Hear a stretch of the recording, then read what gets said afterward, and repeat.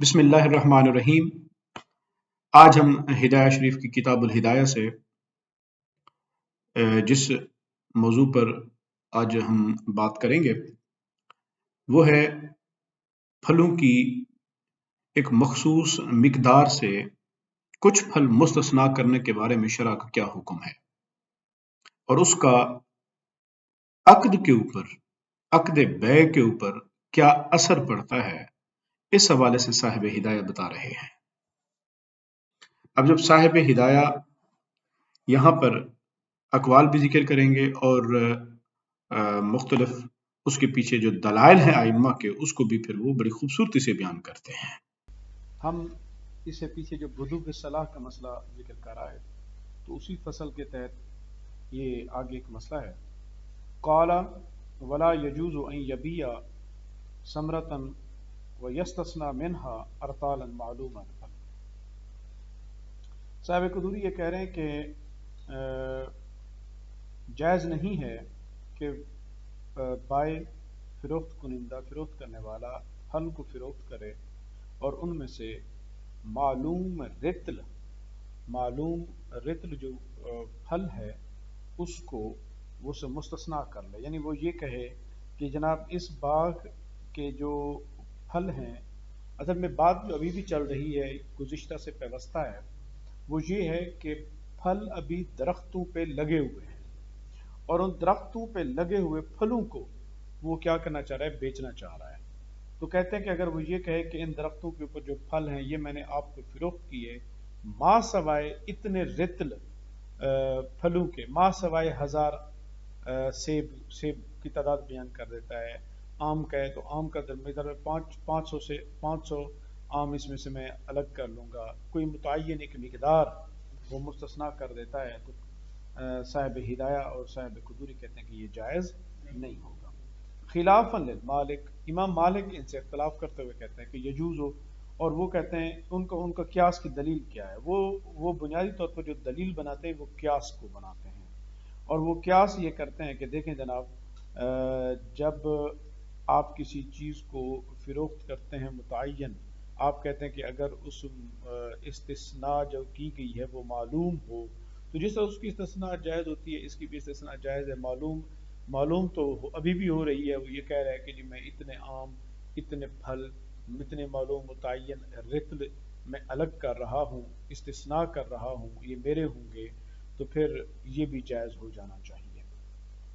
لأن الباقی بعد الاستثناء مجہول۔ اب یہاں پر صاحب ہدایہ جو دلیل دے رہے ہیں احناف کی، وہ یہ ہے، وہ کہتے ہیں کہ دیکھیں یہ بات آپ کی ٹھیک ہے کہ یہ رتل معلوم ہے، لیکن رتل تو معلوم ہے جو اصل معقود علیہ ہے، جو مبی ہے، اور وہ مبی کیا ہے؟ مبی ہے درختوں پر موجود پھل۔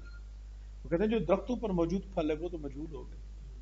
اب یہاں پر جب اب مجہول ہو گئے تو بھی کیا پتا، اگر 500 آم یہ لے لیتا ہے تو باقی آم کتنے بچیں گے، مبی مجہول ہو گئی۔ اچھا پھر یہ بھی ہے کہ اگر سارے کے سارے پھل ہی 500 ہوں تو اس جس نے استثناء کی تو وہ تو ساری کی، تو یہ تو بیع المعدوم ہو جائے گی، کہ 500 یہ لے جائے گا، پھر اس نے بیچا کیا۔ اچھا اسی طرح یہ بھی ہو سکتا ہے کہ بھئی ٹوٹل 800 ہوں تو 500 اس نے رکھ لیا، اب 300 اس کو دے گا۔ تو اس طرح کہتے ہیں کہ یہ مبی مجہول ہے اور مفضی الی النزاع بنے گا، اور جو مفضی الی النزاع والی چیز ہے اس کے اندر آپ بیع نہیں کر سکتے، اسی وجہ سے وہ کہتے ہیں کہ یہ بیع مجہول ہے، اور مجہول کی بیع اسی وجہ سے ہم کہتے ہیں کہ یہ جائز نہیں ہے۔ بخلاف ما اذا باع واستثناء نخلا معینا۔ اب احناف کے نزدیک یہ والی استثناء جائز ہے، وہ کہتے ہیں برخلاف اس استثناء کے، اس سے پہلے والی جائز نہیں لیکن یہ والی استثناء جائز ہوگی، اور وہ کون سی ہے؟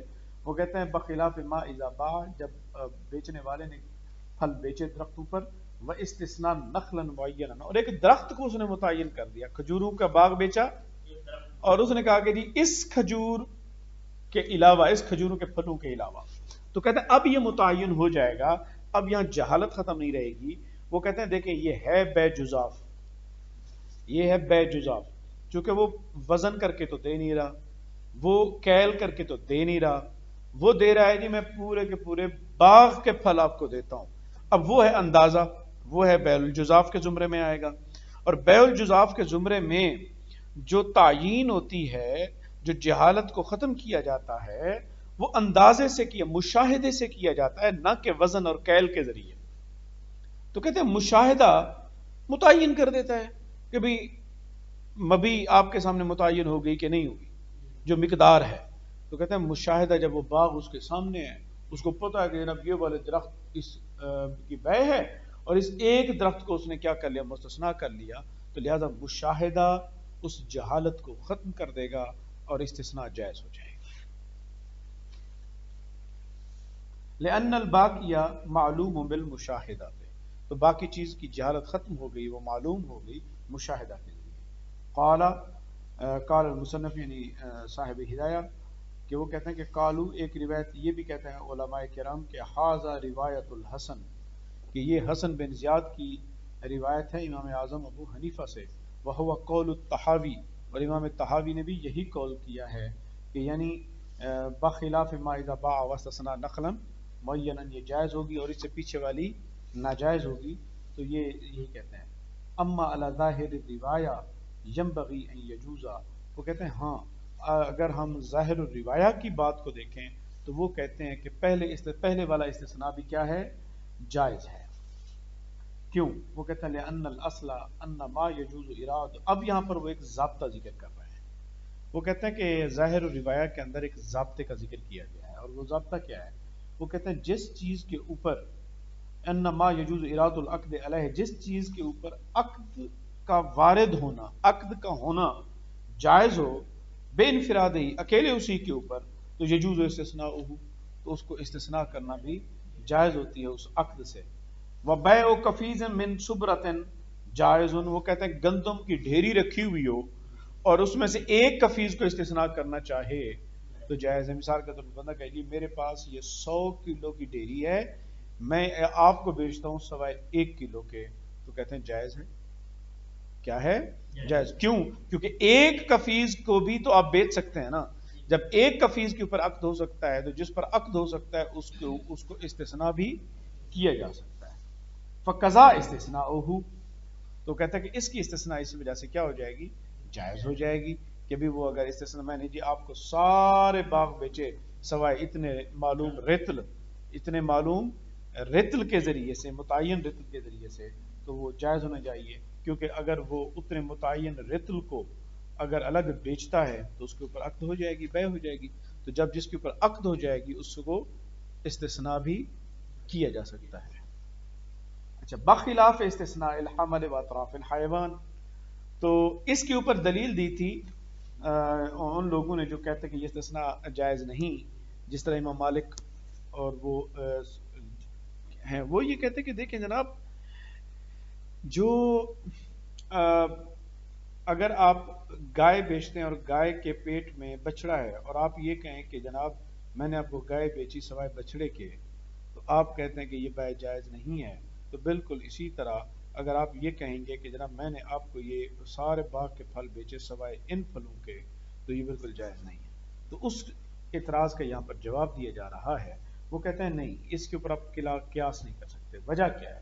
وہ کہتے ہیں دیکھیں مبی کے دو طرح کی مبی ہوتی ہے جو استثناء ہے۔ ایک ہے کہ آپ ایک ایسی چیز کو استثناء کرتے ہیں جو چیز کا جزو لا ینفک نہیں ہے، یعنی آپ اس کو الگ نہیں کر سکتے، اور ایک وہ چیز ہے جو مبی کا حصہ ہوتی ہے اور اس سے الگ نہیں ہو سکتی ہوتی۔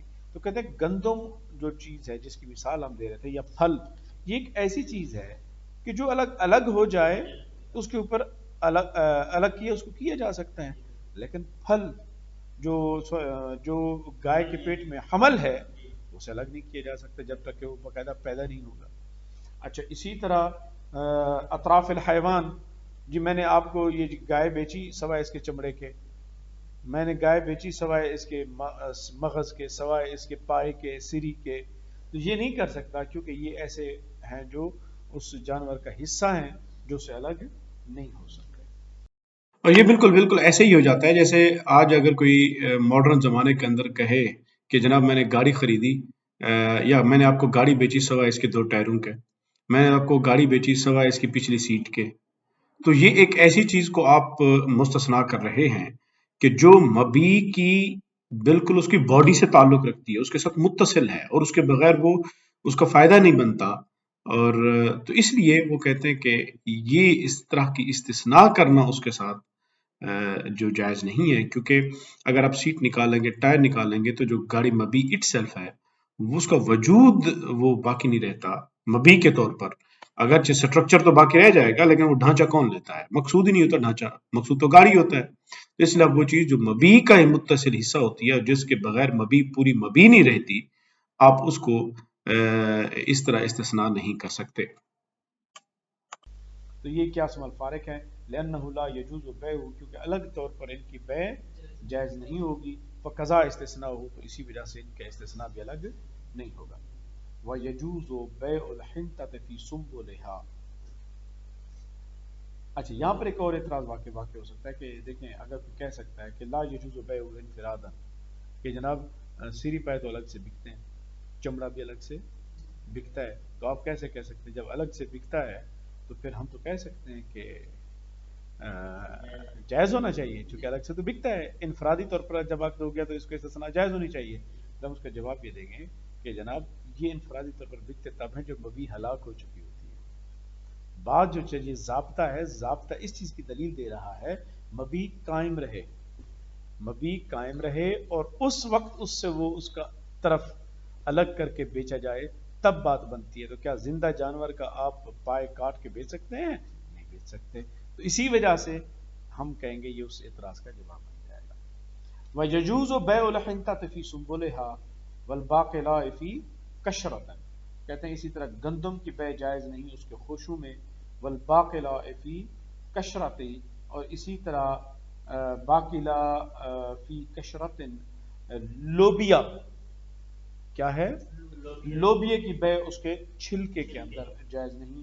وَقَزَلْ أَرُزُّ، چاولوں کی بیع، وَالسَّمْسَمْ، تلوں کی بیع، وہ بھی ان کے چھلکوں کے اندر جائز نہیں ہے. وقال الشافعی لا یجوز، سوری یہ جائز ہے، احناف کہہ رہے ہیں کہ جائز ہے.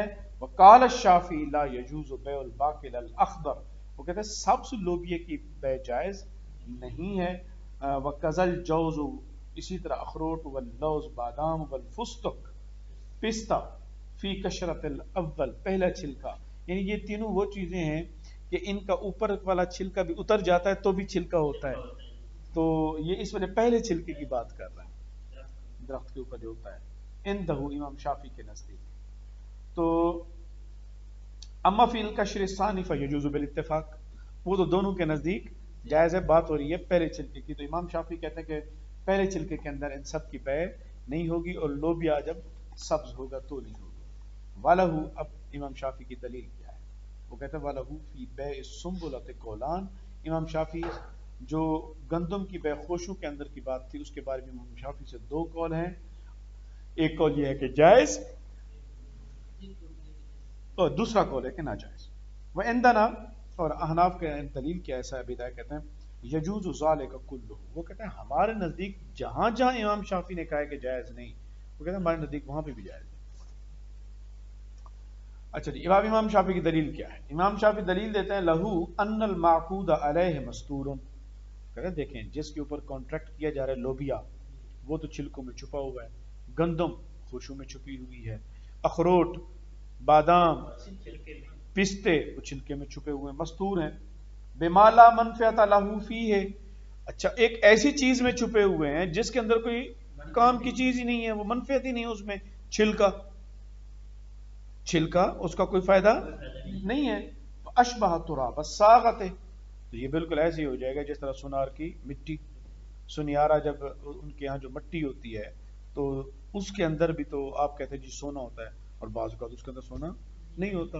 تو سونار کی مٹی کی طرح ہو گیا، وہ بھی کسی کام کی نہیں ہوگی. جب وہ کسی کام کی نہیں ہوگی تو جب آپ سونار کے ابا اذا بیع بجنس ہی، اذا بیع، جب اس کو اس کے ہم جنس کے ساتھ، مثال کے طور پر سونے کو سونے کی جو مٹی ہے، جو سونیار کی سونے کی مٹی، اس کے بدل اس کو بیچا جائے سونے کے بدلے، اس کی چاندی کی مٹی کو بیچا جائے چاندی کے بدلے، ٹھیک ہے. تو تراب، سونے کی تراب کو سونے کے بدلے، چاندی کی تراب کو چاندی کے بدلے ہم جنس کے ساتھ اگر بیچا جائے تو امام شافعی کہتے ہیں بیع جائز نہیں ہے. اور وہ کہتے ہیں کہ اس عدم جواز کی علت کیا ہے امام شافعی کہتے ہیں؟ وہ کہتے ہیں علت یہ ہے کہ ایسی چیز کو بیچا جا رہا ہے جس کا کوئی فائدہ ہی نہیں ہے، جس کا کوئی فائدہ ہی نہیں ہے. تو عدم جواز کی علت امام شافعی کے نزدیک یہاں پر یہ ہے کہ وہ فائدے سے خالی ہے، کیونکہ سونا ایک ایسی چیز کے اندر آپ کہتے ہیں چھپا ہوا ہے جو کسی کام کی نہیں ہے اور اس کے اندر، تو اسی وجہ سے جائز نہیں ہے. اب یہاں پر آگے چل کے جو احناف دلیل کا لپیٹتے ہیں نا، بڑا کمال کا لپیٹتے ہیں. اب وہ کہتے ہیں کہ والانا، اب ہماری دلیل کیا ہے؟ کہتے ہیں ما رویا عن النبی صلی اللہ علیہ وسلم، ہماری جو دلیل ہے وہ ہے جو حضور صلی اللہ علیہ وسلم سے روایت کی گئی کہ انہ نہا عن بیع النخل حتی یزہیہ. ہمارے نزدیک جو درخت کی بیع ہے، پھلدار درخت کی یا پھل کی بیع، وہ اس وقت تک جائز نہیں ہے جب تک کہ وہ رنگ نہ تبدیل کر لے، یعنی کہ پیلا نہ پڑنا شروع ہو جائے، جب تک کہ وہ پکنا اس کا ظاہر نہ ہو جائے. وَأَمْ بَيْعِ السُّنبُلِ حَتَّى يَبْيَضَّ، جب تک کہ گندم جو ہے وہ سفید ہونا شروع نہ ہو جائے. وَيَأْمَنَ الْعَاهَةَ، اور وہ آفت سے بھی محفوظ ہونا شروع نہ ہو جائے، تب تک آپ نہیں بیچ سکتے. وہ کہتے ہیں وَلِأَنَّهُ حَبٌّ مُنْتَفَعٌ بِهِ، کیوں؟ اس لیے کہ وہ دانہ ایسا ہے کہ جس سے کیا کیا جا سکتا ہے؟ انتفاع کیا جا سکتا ہے. فَيَجُوزُ بَيْعُهُ فِي سُنبُلِهِ، تو جب ایک ایسی چیز ہے تو اس کو اس کے خوشی میں بیچنا کیا ہو جائے گا؟ جائز ہو جائے گا. کشعیر، جس طرح کے جو کو آپ کہتے ہیں کہ بیچنا جائز ہے. والجامع، اب وہ کہتے ہیں کہ اب یہ جو آپ نے مثال دی جو کی بات اور گندم کو اس کے خوشی میں بیچنے کی بات، ان کو آپ کس بنیاد پہ جمع کر رہے ہیں؟ وہ علت کون سی ہے جو ان دونوں کو کیا کر رہی ہے؟ جمع کر رہی ہے، ایک جیسا بنا رہی ہے. وہ علت جامعہ کیا ہے؟ وہ کہتے ہیں وہ الجامع کونہ مالا متکوما، جس طرح جو اس کے چھلکے میں چھپا ہو تو ہم کہتے ہیں اس کا چھلکا مال متکوم ہے، وہ چھلکے میں بھی مال متکوم ہوتی ہے. تو کہتے ہیں گندم بھی تو اسی طرح کیا ہے؟ مال متکوم ہے. بالکل مال متکوم ہے. جو بھوسا ہوتا ہے وہ ضائع تھوڑی جاتا ہے، وہ جانوروں کے چارے میں استعمال ہوتا ہے، اور جانوروں کا چارہ مال متکوم ہے، اس کی قیمت ہوتی ہے. بخلاف تراب الساغت، بخلاف سنیار کی مٹی. لأنہ، کیونکہ انما لا يجوز بیع بجنس ہی. کہتے دیکھیں امام صاحب، آپ کہتے ہیں کہ اس کو اس کی جنس کے ساتھ بیچنا عدم جواز کی علت آپ نے کیا بتایا؟ ہاں، اس جائز امام شافعی نے کہا تھا نہیں ہے. اس کی علت امام شافعی نے یہ بتائی تھی کہ جناب ایک ایسی چیز ہے جس سے انتفاع نہیں ہو سکتا، اس وجہ سے جائز نہیں ہے. اناف کہتے ہیں امام صاحب ہم بھی کہتے ہیں جائز نہیں ہے، لیکن کس وجہ سے؟ اس وجہ سے نہیں کہ وہ کسی کام کی چیز نہیں ہے، بلکہ احتمال ربا کی وجہ سے جائز نہیں ہے. اگر اس کے اندر سونا نکل آیا تو ہوگا سونے کی مٹی سونے کے بدلے. اب سونے کی مٹی میں سونا ہو تو اگر سونا ہو گیا تو پھر ربا آئے گا، کیونکہ اس طرف زیادہ سونا ہوگا، اس طرف کم سونا ہوگا. اور یہ تو سرکار نے فرمایا تھا جب سونے کے بدلے سونا ہوگا تو برابر برابر. تو اس احتمال ربا کی وجہ سے ہم کہتے ہیں کہ سونے کی مٹی کو سونے کے بدلے، چاندی کی مٹی کو چاندی کے بدلے جائز نہیں ہونا. تو یہ احتمال ربا کی وجہ سے ہے. امام صاحب آپ عدم جواز کی جس کو علت بنا رہے ہیں وہ عدم جواز کی علت ہی نہیں. اگر وہ عدم جواز کی علت ہوتی تو پھر بخلاف جنس اگر سونے کی مٹی کو چاندی کے عوض بیچتے تو پھر وہاں پر بھی ناجائز ہونی چاہیے تھی.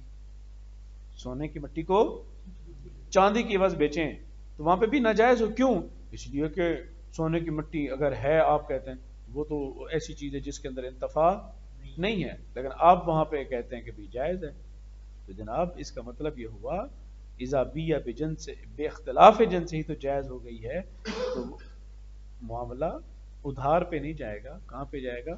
نقد و نقد جائے گا، احتمال ربا کی وجہ سے.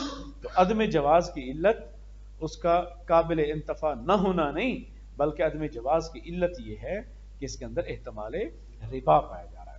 حتی لو باؤ بخلاف جنس ہی جاز، جبکہ بخلاف جنس کیا ہے؟ جائز ہے. اگر آپ کی بات کو مان لیتے تو جائز نہیں ہوتی. وفی مسئلتنا، جبکہ ہمارے موجودہ مسئلے کے اندر لو باعوا بجنس ہی لا يجوز ايضا لشبهة الربا، تو ہمارے نزدیک جب اس کو اس کی جنس کے ساتھ بیچا جائے گا تو بھی جائز نہیں ہے کیونکہ ربا پایا جا رہا ہے. لأنه لا يدري قدر ما في السنابل، یعنی کہ اگر گندم چھلکوں کے اندر ہے اور ایک گندم صاف گندم ہے تو جب آپ اس کو بیچیں گے تو بھی ہم کہیں گے کہ یہاں پر احتمال ربا ہے، خبر نہیں کہ گندم کی چھلکوں کے اندر کتنی گندم چھپی ہوئی ہے. تو اس وجہ سے ہم کہتے ہیں کہ بھئی یہ جائز نہیں ہوگا. وَمَن بَاعَ دَارًا، اب جب کسی وہ کہتا ہے کہ جس شخص نے گھر بیچا، داخلہ فی البیع مفاتیح اغلاقها، تو اس کے گھروں کے تالے جو ہے ان کی بیع، ان کے گھروں کی جو تالوں کی چابیاں ہیں وہ بیع کے اندر داخل ہوں گی. لأنه يدخل فيه الاغلاق، کیونکہ جب گھر بیچا جاتا ہے تو اس کے اندر وہ تالے بھی شامل ہوتے ہیں. لأنها مرکبۃ فیها، کیونکہ وہ اسی کے ساتھ مرکب ہوتے ہیں، ملے ہوئے ہوتے ہیں. فیها للبقاء، کیوں؟ اس لیے کہ گھر کو جو باقی رکھنا ہوتا ہے وہ تو تبھی ہوتا ہے کہ گھر کی سیکیورٹی ہو. تو بقا کی وجہ سے ہم کیا کہتے ہیں کہ یہ تالا اسی کے ساتھ جائے گا. والمفتاح يدخل في بيع الغلق من غیر تسمیۃ، اب جو چابیاں ہیں وہ بھی تالے کی بیع کے اندر داخل ہوتی ہیں، بھلے ان کو الگ سے تذکرہ نہ کیا جائے، غیر تسمیۃ بیان نہ کیا گیا ہو. لأنه بمنزلۃ بعد، لأنه بمنزلۃ بعد منه، کیونکہ وہ اس کے جزو ہے. از لا ينتفع به بدون ہی، کیونکہ چابی نہیں ہوگی تو تالا کسی کام کا نہیں. اب تالے دو طرح کے، ایک ہوتا ہے کہ الگ تالا میں ملتا ہے جو ہم باہر جگہ کر لگا دیتے ہیں، چابی الگ ہوتی ہے. ایک تالا وہ ہے جو یہ ہمارے یہاں پر دروازوں کے اندر آج کل فکس اندر دروازوں کے اندر موڈیفائی ہوتے ہیں جو لگے ہوتے ہیں. تو کہتے ہیں کہ یہ جو بات صاحب ہدایہ نے کہی ہے، یہ چھوٹے والے تالے اس زمانے میں نہیں ہوتے تھے جو دروازوں کے اندر فکس ہوتے تھے، یہ الگ سے قفل لگائے جاتے تھے. لہٰذا یہ ان کے اوپر یہ ہوگا اگر الگ سے کسی خریدار نے کہہ دیا کہ میں جو الگ سے بڑے بڑے تالے ہیں وہ والے تالے میں اپنے لیے رکھوں گا تو وہ بیع کے اندر داخل نہیں ہوں گے. ہاں جو دروازوں کے اندر فکس ہیں وہ بیع کے اندر داخل ہو جائیں گے. قال واجرۃ الکیال، قال واجرۃ الکیال وناقد الثمن علی البائع. اب بھئی چیز آپ نے بیچی کیلی جو کی چیز، اور آپ نے کہا ایک ہے فروخت کرنے، فروخت کرنے والے نے کہا بھئی یہ گندم ہے، یہ 20 من ہے، یہ میں نے آپ کو بیچی. اب خریدار کہتا ہے مجھے پتہ نہیں ہے کہ یہ 20 من ہے کہ نہیں ہے، اسے ماپو. ماپنے کے لیے بندہ لے آئے. اب بندے نے ماپ کے 1 گھنٹے میں ماپ دیا، ابھی بالکل اس نے کہا کہ 20 من ہے. اب بتائیں اس کی اجرت کون دے گا؟ تو صاحب ہدایہ کہتے ہیں کہ یہ بائع دے گا جو فروخت کرنے والا ہے. اچھا یہ آگے چل کے ہم پڑھتے ہیں کہ دلائل کیا ہے، ہم پہلے اس کا خلاصہ بیان کر رہے ہیں. تو یہ کہتے ہیں صاحب ہدایہ وہ اس کی وجہ یہ ہے کہ دیکھیں جو مبیع ہے حوالے کرنا لازم ہے مشتری کو. اب یہ حوالگی کب قائم ہوگی؟ بھی مشتری تو تبھی لے گا جب مشتری کو یقین ہو جائے گا کہ یہ 20 من ہے. اب 20 من ثابت کرنا مشتری کا کام نہیں ہے، 20 من ہے یہ ثابت کرنا بائع کا کام ہے. تو کہتے ہیں کہ جب حوالے کرنا بھی تو بائع کا کام ہے نا، تو حوالے کرنا جب بائع پر واجب ہے تو وہ جو وجوب جس چیز کے اوپر منحصر ہے وہ بھی کس کے اوپر لازم ہو جائے گا؟ بائع پر لازم ہو جائے گا. اب حوالگی کس چیز پر منحصر ہوتی ہے؟ بھی مقدار پوری ہو. حوالگی اس بات پر ہے کہ مقدار پوری ہو. بھئی مقدار پوری ہو کیسے پتہ چلے گا؟ تو بھی کسی بندے کو بلاؤ ماپ لے. تو اس وجہ سے وہ کہتے ہیں کہ جیسے تو حوالگی جس کے اوپر لازم ہوگی تو اس مقدار کی کا جو تعین کے لیے جو کیال بلانا ہے اور اس کی جو اجرت ہے وہ بھی بائع پر لازم ہوگی. اچھا اسی طرح وناقد الثمن، اب سمن تھا، ہاں بھئی پیسے بہت بڑے ہیں، پتہ نہیں چیک کریں کہ پیسے جعلی ہیں کہ اصلی ہیں. یہ تو کہ ماہر آئے گا، بھئی ماہر آئے گا ٹٹولے گا دیکھے گا کھرے ہیں کہ کھوٹے ہیں، تو اس کے لیے بھی ضرورت پڑے گا. لے آؤ جی بندے کو، اس نے کھرا، اس نے بتایا جی کھرے ہیں، وہ کہتے جی میری مزدوری. تو صاحب ہدایہ کہتے ہیں وہ اس کی مزدوری بھی وہ بائع دے گا. ابھی اس کی دلیل کیا ہے بائع دے گا؟ وہ کہتے ہیں دیکھیں جو مبیع ہے، مبیع تو حوالے کر دی، جب مبیع حوالے کر دی ہے تو مشتری نے تو سمن دینا ہے، مشتری نے سمن دے دیا. اب سمن پر اگر مسئلہ ہے کسی کو وہ تو بائع ہے، تو بائع اپنا یقین کرنے کے لیے کسی کو بھی بلائے گا تو اسی کے لیے ہوگا. یہ دلیل دی ہے. لیکن حقیقی دلیل آگے پھر یہ آگے تذکرہ آئے گا، زیادہ امام محمد کی دلیل زیادہ تگڑی ہے. وہ کہتے ہیں کہ جناب جس طرح مبیع حوالے کرنا بائع پر لازم تھا کہ وہ چیز اچھی پوری کی پوری حوالے کرے اور یہ ذمہ داری ہے بائے کی، تو سمن بھی تو نیا کھرا بالکل جید، اسی طرح اس کو یقین دلا کے دینا بھی تو کس کی ذمہ داری ہے؟ خریدار کی ذمہ داری ہے۔ تو پھر اس کی قیمت کون ادا کرے؟ خرید مشتری ادا کرے۔ تو یہ ایک عقلی دلیل ہے، اور عقلی دلیل اسی بات کو مانتی ہے کہ یہ مشتری کے ذمہ ہونا چاہیے، نہ کہ اس کے ذمہ۔ چلے ذرا دیکھتے ہیں کہ دلائل کیا دیتے ہیں۔ وَأُجْرَةُ الْكَيَّالِ بِنَاقِدِ الثَّمَنِ عَلَى الْبَائِعِ، اور کیال چیزوں کو ماپنے والے کی اجرت اور ثمن کو نقدی جو ہے اس کو کھرا کھوٹا پہچاننے والے کی جو اجرت ہے وہ بائع کے اوپر ہوگی۔ اما الکیل، جہاں تک کیل کی بات ہے تو وہ کہتے ہیں فلا بد منہ للتسلیم، کیونکہ جو مبیع ہے اس کو تسلیم حوالے کرنا ضروری ہے۔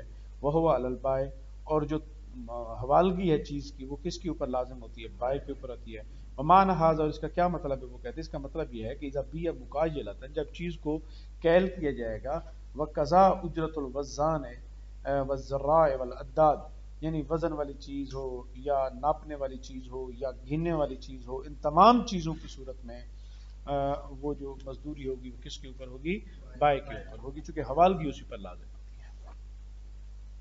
وامن نقد، جہاں تک نقدی کی بات ہے، فالمذکور روایت ابن رستم عن محمد، کہتے ہیں کہ یہاں پر دو روایتیں ہیں حضرت امام محمد حسن الشیبانی سے، ایک روایت ابن رستم کی ہے، وہ کہتے ہیں کہ لأن النقد یکون بعد تسلیم، وہ کہتے ہیں چونکہ نقدی لازم آتی ہے مبیع کو، نقدی جو ہوتی ہے سمن وہ بائع کو حوالے کرنے کے بعد جو ہے وہ حوالے ہوتی ہے، کیونکہ جب تک وہ قبضہ نہیں کرے گا تو اس کو حوالے نہیں ہوگی، تو جب وہ قبضہ کر لیا تو اس نے، اس کا مطلب ہے وہ چیز اس کے حوالے ہوگی۔ اللہ تعالیٰ کیوں نہیں دیکھتا کہیں یکون بعد الوزن ہے کہ وزن کرنے کے بعد، والبائع هو المحتاج الیہ، جب بائع اس کے پاس ہو گیا تو اس کا اب محتاج کون ہے؟ کھرا کھوٹا پہچاننے کا، اب تو بائع محتاج ہوگا کہ وہ کھرا کھوٹا پہچانے۔ والبائع هو المحتاج لیمیز ما تعلق به حقه من غیرہ، تاکہ وہ اس کو یہ دیکھ لے کہ جس چیز کے ساتھ اس کا حق متعلق ہے اس کے علاوہ سے اس کو یمیز کیا کر لے؟ الگ کر دے، ممتاز کر لے، یعنی کھرے کو کھوٹے سے الگ کرنے کے لیے یہ اب اس کا حق لاحق ہو گیا اس کے ساتھ۔ اور لیعرف المعیبہ، تاکہ وہ عیب شدہ چیز کو پہچان لے، یردہ، اور اس کو کیا کر دے؟ لوٹا دے۔ تو وہ کہتے ہیں کہ جب ایسی چیز ہے تو یہ حاجت کس کی لائق ہوئی؟ بائع کو لائق ہوئی، تو بائع ہی ادا کرے گا۔ دوسری روایت ہے وفی روایت ابن سماع، کہتے ہیں ابن سماع کی روایت ہے امام محمد سے کہ یہ مشتری کے اوپر ہے۔ کیوں؟ وہ کہتا ہے لأنہ یحتاج الی تسلیم الجید المقدر، تو کہتے ہیں یہ بھی تو اسی کے اوپر لازم تھا کہ وہ جید چیزوں کو اس کے حوالے کرتا، جید مقدار میں۔ والجودۃ تعرف بالنقد، اور جو جودہ ہے چیز کا کھرا ہونا وہ تو کسی چیز سے ہوتا ہے؟ وہ تو ٹٹولنے سے، دیکھنے سے پتہ چلتی ہے۔ کما یعرف القدر بالوزن، جس طرح مقدار کا وزن سے پتہ چلتا ہے۔ فیکون علیہ، وہ کس کے ذمہ ہوگا؟ پھر مشتری کے ذمہ ہوگا۔ قالا، اور کا صاحب ایک دنیا کا وہ اجرت وزان الثمن علی المشتری، ہاں بھئی یہ کہ اس کو اگر درہم دینار وزن کر کے ہوں تو کہتے ہیں کہ وزن پورا کرنا کس کی ذمہ داری ہے؟ وہ مشتری کی ذمہ داری ہے۔ لما بینا انہ هو المحتاج الی تسلیم الثمن، کیونکہ اب اس نے ثمن حوالے کرنا ہے، اب ثمن حوالے کرنا ہے تو پھر اس کا وزن بھی پورا کرنا اس کی ذمہ داری ہے۔ وبالوزن یتحقق التسلیم، اور وزن سے ہی تو حوالگی متعین ہوگی۔ قالا ومن باع صلۃ بثمن، کہتے ہیں جس شخص نے کسی سامان کو کسی قیمت کے بدلے بیچا، قیل للمشتری ادفع الثمن اولا، بھائی پہلے سب پیسے دے، پہلے پیسے دے پھر تینوں سامان لبے دا۔ اچھا جی، وہ کہتے ہیں کیوں؟ وہ کہتے ہیں دیکھیں یہاں پر دو حقوق ایک دوسرے کے متعلق ہو رہے ہیں، ایک بائع کا حق متعلق ہو رہا ہے سمن کے ساتھ، اور ایک مشتری کا حق متعلق ہو رہا ہے مبیع کے ساتھ۔ کس کے ساتھ؟ مبیع کے ساتھ۔ کہتے ہیں جیسے ہی ایجاب و قبول ہوتا ہے، مشتری کا حق تو مبیع پہ کیا ہو جاتا ہے؟ ثابت ہو جاتا ہے، اور مبیع متعین ہو جاتی ہے، اشارہ کرنے سے بھی متعین ہو جاتی ہے، ہاتھ لگانے سے بھی متعین ہو جاتی ہے۔ تو چونکہ اس کا مطلب ہے جب اس کی تعیین ہو گئی تو اس کا قبضہ متحقق ہو گیا۔ لیکن بائع جو ہے اس کے حق ہوا سمن کے ساتھ، سمن متعین ہونے سے متعین نہیں ہوتا، سمن تو قبضے سے متعین ہوتا ہے، تو دونوں میں برابری نہ رہی، دونوں میں برابری رکھنی ہے حقوق میں، بھئی اس کا قبضہ صرف ایجاب اور قبول سے ہی متعین ہونے سے ہو جاتا ہے، تو اس کو بھی تو دیں۔ تو اس کے لیے پھر ہم کیا کہیں گے کہ بھی پہلے پیسے پکڑا، تو پہلے پیسے پکڑائے گا، قبضہ آئے گا، تو اب ہم کہیں گے برابری ہو گئی۔ اسی لیے وہ یہاں پر کہتے ہیں کہ لأن حق المشتری لأن حق المشتری تعین فی تعین نہیں ٹھیک ہے تعین فی المبی تو کیا ہو جائے گا متعین ہو جائے گا مبی میں فیقدم دفع الثمن اور اس کو کیا کیا جائے گا یہ بھی کہا جائے گا کہ سب سے پہلے ثمن کی ادائیگی کرے لیتعین حق البائع بالقبض تاکہ کیا ہو جائے بائع کا حق متحقق ہو جائے قبض کے ساتھ قبضہ چونکہ جب تک ثمن کے اوپر قبضہ نہیں ہوگا لما انه لا يتعین بالتعیین کیونکہ ثمن جو ہوتا ہے متعین کرنے سے بھی متعین نہیں ہوتے تحقیقا للمساوات ہم اس لیے کہہ رہے ہیں کہ بائع اور مشتری دونوں کے اندر مساوات قائم ہو جائے قال من باع صلاة بصلاة او ثمنا بالثمن اگر سامان کے بدلے سامان اور ثمن کے بدلے ثمن بیچا قیل لهما سلما معا ان سے کہا جائے گا کہ بھئی ایک ہاتھ دو ایک ہاتھ لو ساتھ ساتھ ہی کرو یہ نہیں کہ پہلے وہ دے اور بعد میں دو دے ایک ہاتھ دے دوسرے ہاتھ لے لاستواءہما فی التعیین کیونکہ وہ دونوں کے دونوں اب کیا ہیں متعین ہونے میں برابر ہیں وعدمی اور عدم تعین میں بھی برابر ہیں فلا حاجت الی تقدیم احدہما فی الدفع اسی وجہ سے دینے میں کسی چیز کو ایک کو اس کے اوپر مقدم نہیں رکھا جائے گا چلیں کتاب الشرط جو ہے وہ انشاءاللہ پھر ہم کل کی کلاس میں کر لیتے ہیں